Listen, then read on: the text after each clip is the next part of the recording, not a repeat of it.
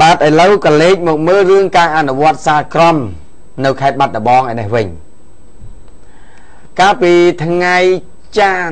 ថ្ងៃអង្គារខ្ញុំបានផ្សាយម្ដងទៅហើយដែលនីតិហ៊ានម្នាក់នៅកងពលលេខ53បាទកងពលលេខ53គឺលោកព្រំចម្រើនដែលលោកថារងនៅការបំពេញលើសិទ្ធិលំនៅឋានរបស់គាត់ពីសំណាក់ដើមបណ្ដឹងលោកពូពៅសុត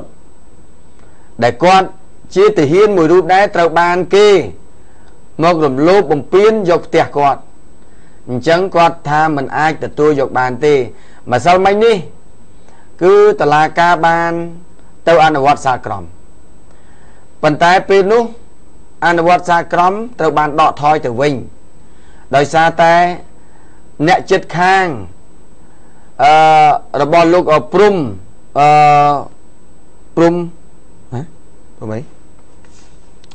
មិនព្រំអីទីណាចាចាំអត់ចាំទេព្រំចម្រើនសុកចម្រើនចេញបាទលោកព្រំចម្រើនចេះនឹកផាត់នឹកបាទ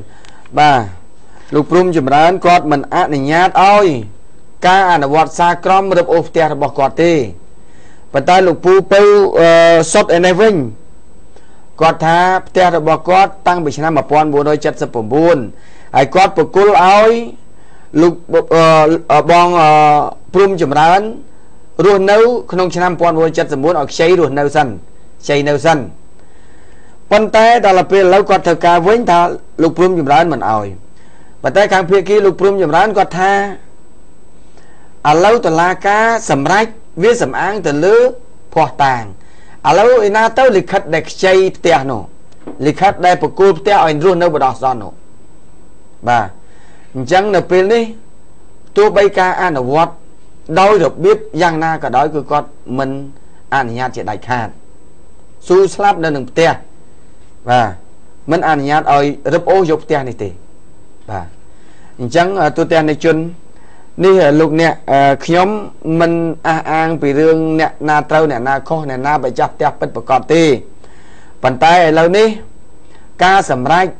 សាក្រមពីម្សិលមិញគឺសម្រេចគិតថាបិទចាក់សោផ្ទះហ្នឹងទុកប៉ុន្តែខាងភាគីលោកព្រំចម្រើន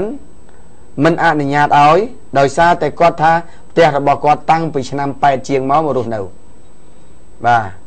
ចឹងទេក្នុងនាមគាត់ជាទាហានមួយរូបដែរគាត់មិនមែនទៅគម្រាមកំហែងដោយពាក់សម្លៀកបំពាក់ទាហានទេប៉ុន្តែគាត់ទាហានស្រាប់គាត់ថាអញ្ចឹងគាត់មិនអាចទទួលយកបានទេព្រោះផ្ទះគាត់នៅនឹងយូរហើយហ្នឹងបាទហើយរួមជាមួយនឹងប្រជាពលរដ្ឋដែលនៅជិតខាងនោះគាត់ក៏គ្រប់គ្រងបាទគាត់គ្រប់គ្រងចំពោះលោកព្រំចម្រើនដែលថាគាត់ពិតជាម្ចាស់ផ្ទះពិតប្រាកដហើយលោកពូពៅសុតដែលលោកអះអាងថាជាម្ចាស់ផ្ទះតាំងពីឆ្នាំ1979លោកនៅតែអះអាងថាវាជាការពិតផ្ទះរបស់គាត់តាំងពីឆ្នាំ79ដែលឲ្យលោកព្រំចម្រើនខ្ចីរស់នៅសិនប៉ុន្តែពេលនោះហេតុអីបានជាគាត់នៅលើពីព្រោះគាត់កន្លងមកឆ្នាំ8ជាង7ជាងគឺនៅបាត់ដំបងផ្ទះមួយជួរនោះស្ងាត់ឈឹងហើយគ្មានណានៅទេអញ្ចឹងគាត់គ្នាតិចសុខចិត្តទៅនៅលើណែគាត់ថាចេះបាទឥឡូវនេះដីកាត្រូវបានបិទហើយនឹងទ្វារខាងក្រោយត្រូវបានយកសម្ភារៈប្រមូលទៅដាក់ខាងក្រោយបាទហើយសម្រាប់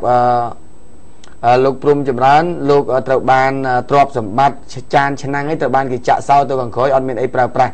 ទាំងអស់បាទអញ្ចឹងទេគាត់ឥឡូវនេះខាងតុលាការសម្រេចដកថយសមត្ថកិច្ចចម្រុះដែលទៅអនុវត្តដីកាម្សិលមិញក៏បានដកថយបដោះអាសន្នសិន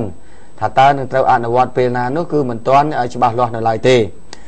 បាទអញ្ចឹងយើងចាំមើលទៀតថាតើនៅពេលខាងមុខតើនឹងមានអ្វីកើតឡើងទៀតចំពោះផ្ទះលោកព្រំចម្រើននេះហើយតុលាការនឹងសម្រេចយ៉ាងណាជាចុងក្រោយ